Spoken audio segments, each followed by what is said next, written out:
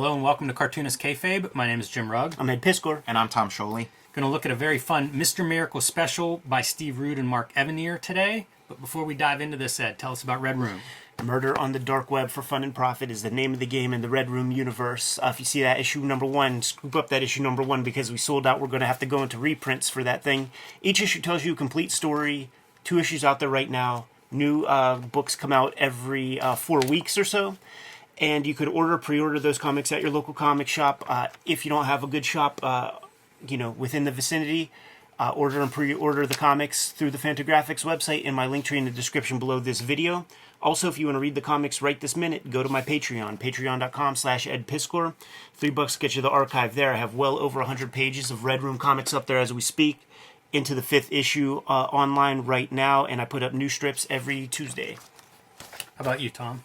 Here's Jack Kirby, The Epic Life of the King of Comics. It's the story of the guy who created Mr. Miracle, Darkseid, Big Barda, who was partially modeled on his wife Roz. See it all here. Get the answers to all your questions about the history of comics. You can also read Fantastic Four Grand Design, the companion piece to this book. And you can check out my new comics as I create them on Patreon. Go to patreon.com, search Tom Scholey, and check out my YouTube channel, Total Recall Show. Special note here, Jim Steranko reference, maybe the inspiration for Mr. Miracle. Yeah. Kirby has acknowledged him as partially inspiring the Mr. Miracle character. You can join me on patreon.com/Jim Rugg, where you can download my out-of-print zines and mini-comics, like this collection of ballpoint pen drawings. I have about a dozen PDFs available for download to my patrons. You can also see a lot of my original art. You can see process, how I make comics like Street Angel, Octobriana, and much more on patreon.com/Jim Rugg. We're here to talk about the Mr. Miracle special from 1987. At this point, I picked this up because I was a fan of Steve Rude more than what I knew about Mr. Miracle at the time. Steve Rude, of course, a big deal by this point because of his work on Nexus, very celebrated for, I think of him as one of the great figure drawers in comics. Have come to learn that he's a huge Kirby fan. Probably not too surprising, but he gets a chance here to play with a Jack Kirby character and really shines. Like, this is a cool one-shot. Very fun to revisit this week. Mark Evanier does a great job writing the thing too, man. Like, he has a lot of experience writing kids television, and this works as like a great episode of a series. It's one and done. You don't need to be bogged down with a lot of continuity. I don't know much about Mr. Miracle stuff, so it really works as a unit. And it's built around this like circus kind of show theme for this issue. So you see kind of like the circus posters showing off Mr. Miracle, escape artist, Big Barda, feats of strength, and of course this ringmaster character MCs some stuff throughout this story. Yeah, the other piece with Mark Evanier, Ed, that you mentioned, worked closely with Kirby. Somebody that was very close to Jack Kirby, the person. Yeah, he was Kirby's assistant at the time when Kirby was creating Mr. Miracle and all this kind of stuff. And so he had sort of, a front row seat. He probably heard a lot of the ideas that Jack Kirby had and told him and Steve Sherman, but never got around to actually putting in the comic. So there's some of that. And then also, he was a budding writer himself at the time, and went on to become like an accomplished like television writer. And he probably had a lot of ideas of his own of like, this is a really good concept. You got Jack. If I were in charge, I'd do this, this, and this. And of course, like Jack Kirby did what Jack Kirby wanted to do. Yeah. But now it's like his turn to kind of, put his spin on it and in some ways tighten it. Give it a little bit of cohesiveness, make it maybe like easier to digest, get you in and out, and establish, having read all the Mr. Miracle comics and then seeing this, he does a really nice job of synthesizing the whole mythology and kind of fitting it together in a really interesting way. Worth pointing out, inked by Mike Royer, who inked a lot of the Kirby comics from the Fourth World, a lot of the Mr. Miracle. Had to be a dream job for, I feel like, at least for Evanier and Steve Rude, it feels like a dream job and a story and a character that they thought about a lot, because this is a very tight issue.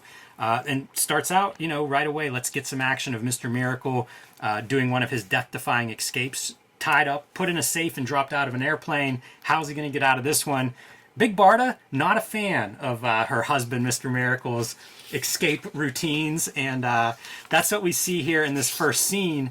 as he's falling from the sky and plummeting to his death, Big Barda is unhappy watching this. Which is also like an interesting twist that Evanier puts, because if you read the Kirby comics, it's like whoever's watching his escape is like upset about it. So it's like, oh, it's always Oberon is watching the escape and like, oh, how's he going to get out of this one? and then Barda is the one who's like, oh, it's going to be fine. He does. So like, it was kind of an interesting move to switch that, and it does work, really well. They make these characters so likable. Mm-hmm. They have very clearly defined roles and personalities, and you get sucked in like pretty quickly and easily. And after this first escape, what we have is Big Barda essentially talks Mr. Miracle out of doing this until they need money. A MacGuffin occurs, and now it's like, well, we got to make money to repair our house. I guess I got to go back to work. That also, like, I think of like Evanier's maybe like backseat driving when he was watching Kirby make this stuff, because all of Mr. Miracle's escapes in the Kirby comics were like he had some new gizmo that he pulls at some like Deus Ex Machina, which is like really fun for Kirby and what Kirby's into. But Evanier was probably thinking like, oh, it would actually be good if you had like an escape that was like a little more plausible, or and this is kind of interesting, that he's trying to figure out the combination to a safe lock, and it turns out to be pi to 37 places. Like this is just like, he's doing it his way. Barda misses catching the safe and assumes that was the end of her love. Mm-hmm. Really worked up here, and Oberon's just pointing off like, look up. Yeah, great acting, great body language. Just the way all the characters play off each other is really nice. Yeah, the character language, the body language stuff, I think Rude is exceptional at. Yes. And so you get to see that personality coming through in all of them in the way they're behaving. Once she realizes Scott Free's okay, then she punches him. You know what else? How dare you do that to me? You know what else is fun about this is seeing Rude's aesthetic applied to just a regular comic book. Because if you read a Nexus issue, it's either going to be black and white or like Baxter paper with sort of painted color. But I can't think of too many instances, or it'll be like like a Batman Superman thing that's on glossy paper, Captain America on glossy paper. Like I can't think of too many instances of Steve Rude just doing like a comic book on newsprint. Interesting. When you started that, I thought you were going with like, regular people, like regular clothes and stuff, because Nexus, outer space, and sci-fi adventure. But I like that comic book aesthetic with the newsprint and everything. It's a good point because it does look great. When you see like these pages in particular, when you see these human faces, the acting and stuff, you get the sense like he's doing the Kirby stuff. He'll play with foreshortening, but then it's almost like Russ Manning kind of like Magnus artwork or something, and you can't skip past Funky Flashman. And with all that we said about Mark Evanier's relationship with Kirby, he's just turning it up to 11 with cutting up promos on Stan Lee. Yeah, he's more explicitly Stan Lee, and then he's more explicitly like just Marvel also, because like that contract that he wants Mr. Miracle to sign is very similar to the contract that Marvel initially wanted Kirby to sign to get his artwork back. It's like very specifically linked to that. And he's so good. Like, I refuse to argue with you. You will get no less than 10 points. I won't hear it. Yeah, 90-10 split. He's a smooth operator. Yeah, that part's, all of this stuff is just perfect especially for a single issue. It just fits so well.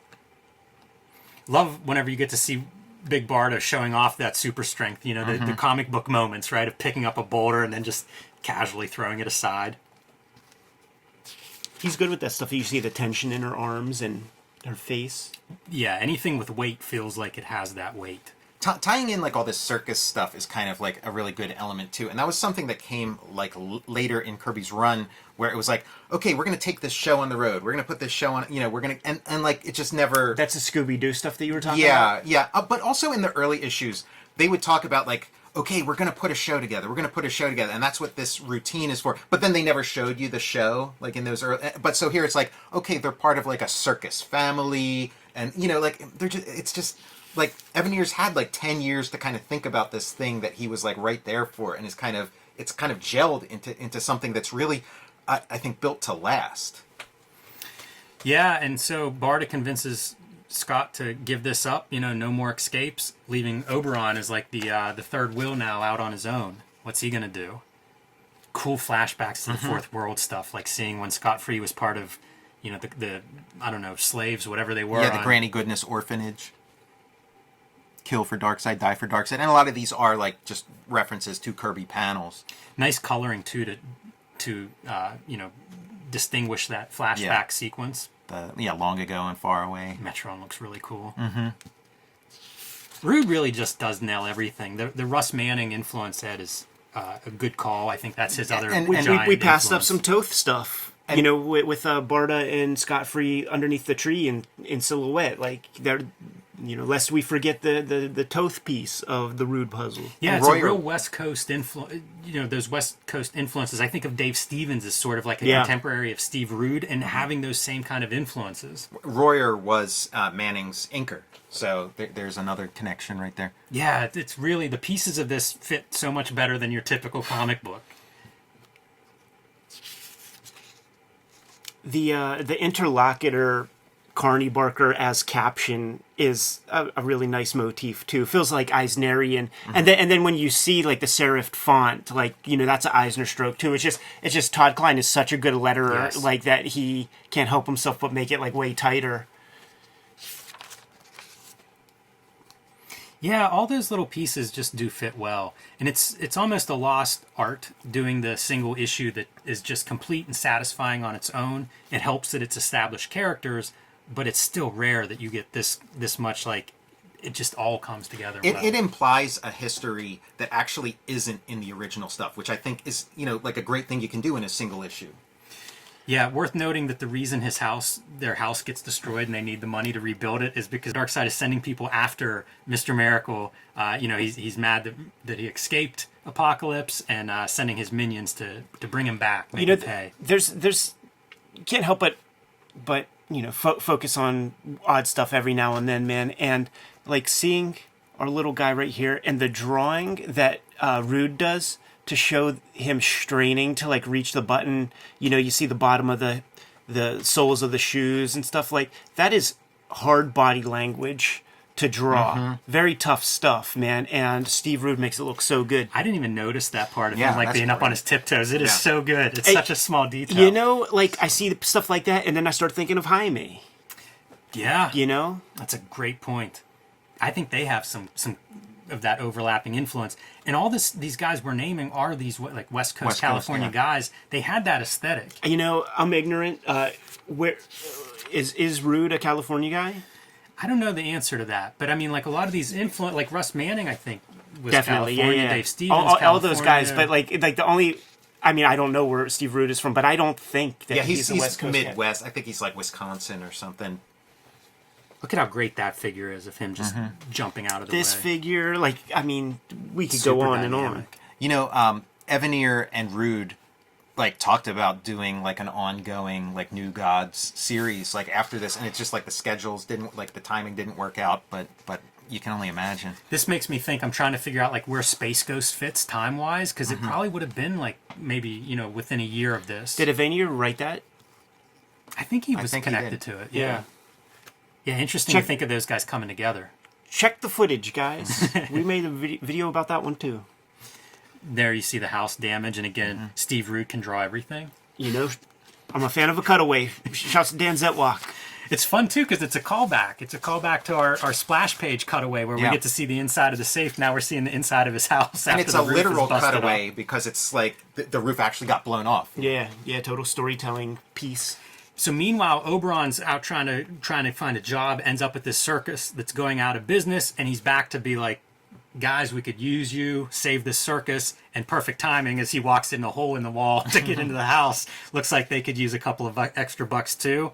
And Barda has to, I guess we have to do it until we can make that money back. Evanier's coming from like sitcom writing, Welcome Back, Kotter, all that kind of. So it's like this is a tightly scripted thing, and like the humor and just like where story beats come in.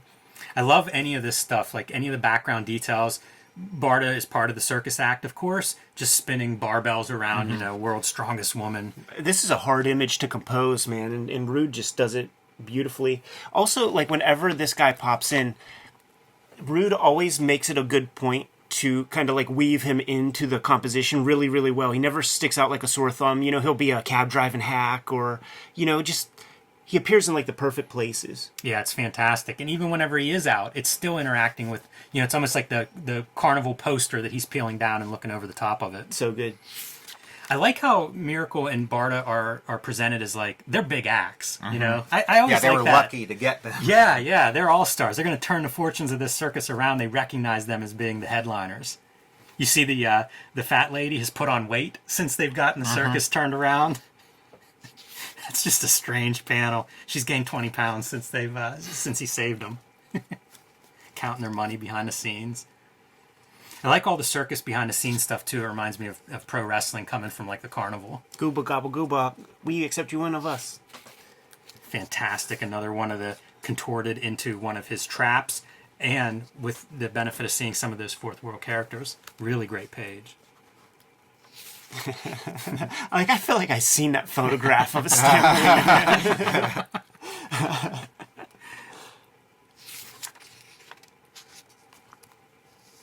Yeah, constantly trying to get him to sign up for the contract. And Darkseid has his, he's working he's for in Darkseid. Darkseid's pocket by this point. Like, he gets desperate and has to work for Darkseid now. Granny takes her shot. Calabac failed, so now it's going to be her turn to see if she can bring Scott-free back. And some of this stuff is greatest hits from the comics. There's like a similar thing in like Mr. Miracle too, but they weave it organically into like a nice story. I always love whenever these guys who are really good artists, figure artists, whatever, and it's like, well, how can we continue pushing that to make it interesting? How about a reflection in the water? Steve Rude is like the king of water. Like, there's an issue of Nexus where they travel underwater, and every single line is waving in just the right way. It's show-stopping. Another example, Ed, of your like the circus manager Barker guy being shown in really cool positioning within the page. It's great. He captures that majesty, spotlight on your big performer. And it's a struggle sometimes, man. Like crowd scenes. Like how do you depict it without wasting time? Yeah, drawn every single one of those. I like when Rude leans into the Kirby stuff a little bit more. Like, that feels so Kirby-esque, some of the little wrinkles and folds in his shirt. Absolutely, man. Especially that piece right there. Yeah, that back shape feels very much like him. So this is great. So now we're going into like the home stretch where he's got this big super escape, this like run the gauntlet kind of thing he has to go through, and it's like just the way it's all depicted is just so fun. Yeah, so Granny's got him in this trap, and he has to do it because they have Barda. Establish the stakes. Yes. Funhouse mirrors? Are you kidding me? That's amazing. Yeah, the whole trap is fun, him diving like in between the fires. And this is all like the same scene here. So he's jumping in through the window, and now he's... Steve Rude's sketchbooks are famous, and he does a lot of work on the back end before these, final comic pages see the light of day. Let me see this period of sketchbook.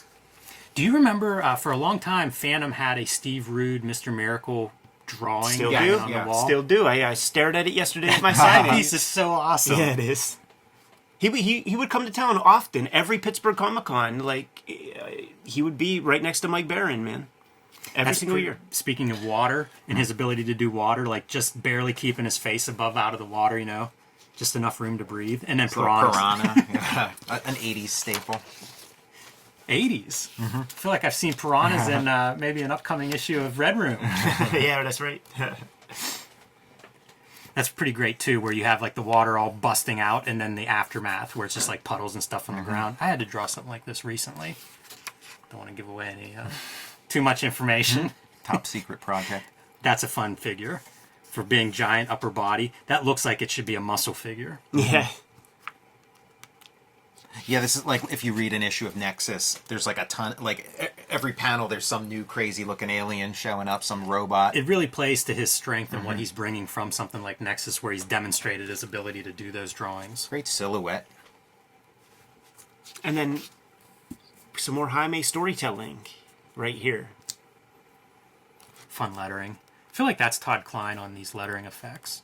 They're pretty consistent throughout. How lucky are you if Todd Klein's lettering your book? Oh, I know, man. And then all the contorted pieces always work really well. The running works. His figure work's impeccable. That's classic Kirby. Yeah. Giant metal arm. Yeah, man. You seen Juggernaut do that one time or two? And it's fun as these two get reunited as he's coming through this escape that, beginning of the book, Barta wanted him to be done with this stuff, and now here they are reuniting. It's that operatic stuff that Frank Miller talks about, man. Superhero romance. It works this way. They almost do the Spider-Man upside down kiss. Pretty good, like almost a martial arts move, grabbing the arm, pulling him in, hitting him with the other fist. Yeah, that's it. You'd see that in Nexus too. Like Steve Rude studied those martial arts handbooks. I always love these moments in stories where like the background players show up to show their appreciation and stand next to the hero no matter stand the up odds. to I am Spartacus. And that's your wrap. Happy ending. Saved the circus, saved each other, and escaped Darkseid. And one of those great Tothians, man. Like, what do you need to sell this as circus? Get a little elephant silhouette in there, a little piece of cannon. Like, you know this is a cannon. A little bit of drapery, and you're there, man. Yep. And your MC, put him on the end. I mean, you open the book. Funky Flashman is kind of like the evil Stan Lee, and then this Carnival Barker is kind of like the benevolent Stan Lee, the Stan Lee that we all remember, the kindly uncle. Pretty awesome, and it's a 40-page story. Like if you're watching this at home and you track down some of the books that we show off, this is one of those great payoffs. It's essentially two issues worth of story in one really good story that's fantastic from beginning to end. It's when I got hold of this comic, this is another one you hear about or you come across kind of randomly. What a payoff! Absolutely. There's a lot of these out there too, man. So you could find them for $1. Go down to New Dimension or whatever, man. You're gonna find it in the dollar bins. You got to hunt. Yeah, this is A-list Steve Rude. Yeah. Super tight. Kayfabers, like, follow, subscribe to the YouTube channel. Hit the bell. We'll notify you when new vids are available. Jimmy, what's out there? Patreon.com/JimRugg, where you can download my out-of-print zines and mini comics. I have about a dozen of them up there for my patrons. You can also see a lot of my original art, including my Red Room covers. I post those as they get revealed. You can read how I make comics, how I make Street Angel, Octobriana, and all the comics that I make, and more at patreon.com/JimRugg. Tom, what do you have? Jack Kirby, The Epic Life of the King of Comics. Fantastic Four Grand Design. See my new comics on my Patreon. Search Tom Scholey on patreon.com. And the Total Recall Show on YouTube. Red Room Comics in the wild as we speak. 2 issues are on the stands. New comics every 4 weeks or so in your comic shop. You can pre-order those comics at your shop or the Fantagraphics website in my link tree in the description below. You could read the comics ahead of time on my Patreon, patreon.com/EdPiskor. $3 for the archive there. Well over 100 pages worth of Red Room Comics up there as we speak. That link is in my link tree as well. Subscribe to the Cartoonist Kayfabe e-newsletter at the links below this video. You can find Cartoonist Kayfabe t-shirts and merchandise at the links below this video. Jimmy, give him one last set of marching orders, man. We're going to be on our way. Read more comics.